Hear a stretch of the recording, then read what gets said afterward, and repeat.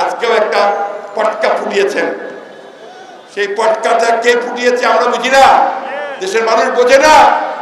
আপনারা এখানে চেষ্টা করেছেন আবারও একটা সাবোটাজ করে এই সরকারি দলের লোকেরা তারা এখানে সেই অবস্থা একটা তৈরি করতে চেয়েছে। তারা বলেন বিভিন্ন সময়ে এখন নাকি গণতন্ত্র প্রতিষ্ঠিত হয়েছে।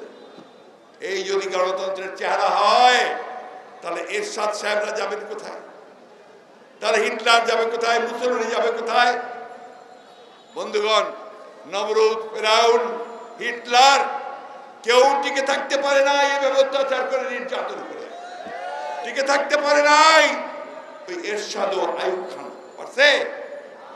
ভুলে যাবেন না, এই দেশের মানুষ কিন্তু লড়াকু মানুষ, বিদ্রোহী মানুষ। সাবজুকেশন কখনো তারা মেনে নেয় না। সাময়িকভাবে হয়তো আন্দোলন কিছুটা ভাটা পড়তে পারে।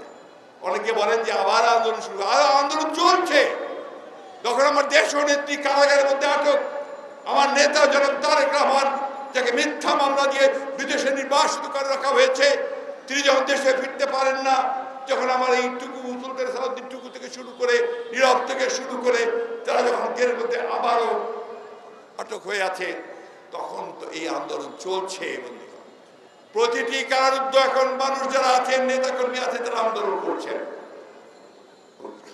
আমাদের লজ্জাও করেন না আপনারা। এখন শরম বলতে তো কিছু নাই, আর লজ্জা শরমের সব মাথা খেয়ে ফেলেছে। এমন ভাবে কথা বলে যে তারা আপনার এখানে দণ্ডমূর্তের কর্তা। আসলেও এটাকে তারা তাদের পৈতৃক সম্পত্তি মনে করে, এটাকে তারা মনে করে যে এটা তাদের সম্পত্তি, তারা যেভাবে খুশি সেভাবে ব্যবহার করবেন। কিন্তু জনগণের যে চাহিদা সেদিকে তাকান না। আমরা এখনো বলি, এখনো সময় আছে।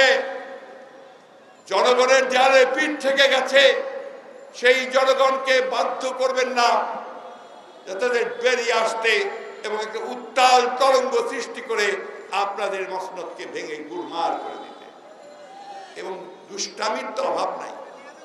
28 অক্টোবর আমরা তো গত 5-6 বছর ধরে একদম পিসফুল আন্দোলন করছি। আমরা কখনো কোথাও কোনো রকম ঝামেলার মধ্যে যাইনি, হরতালে যাইনি।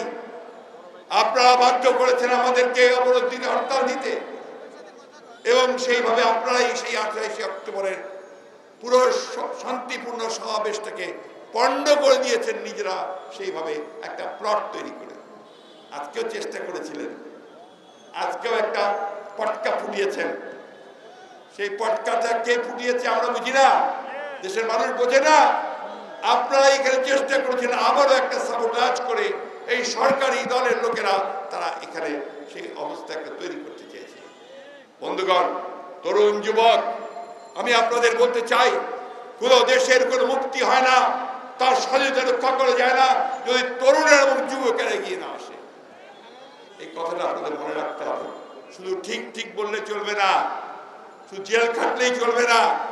আপনাদেরকে এগিয়ে আসতে হবে, এড়িয়ে আসতে হবে, রাজপথে জনগণকে নিয়ে চলে আসতে হবে। সেই জনগণকে নিয়ে আরো শক্তিশালী একটা ব্যূহ প্রতিরোধ রচনা করতে হবে। অন্যথায় আমার স্বাধীনতা, আমার সার্বভৌমত্ব সবই জলাঞ্জলি যাবে। বন্ধুগণ, আমি বক্তব্য দীর্ঘ করতে চাই না, একটি কথা বলেই আমি আমার বক্তব্য শেষ করতে চাই। দেশনেত্রী বেগম খালেদা জিয়া আমাদের শুধু নয়, সারা বাংলাদেশের গণতান্ত্রিক, বাংলাদেশের এবং সমগ্র পৃথিবীতে আমি মনে করি যে গণতন্ত্রের তিনি হচ্ছেন একজন অতন্ত্র প্রহরী আপসীন নেত্রী, যিনি এখনো লড়াই করে চলেছেন। তার মুক্তি গণতন্ত্রের মুক্তি, তার মুক্তি রাষ্ট্রের মুক্তি, স্বাধীনতার মুক্তি।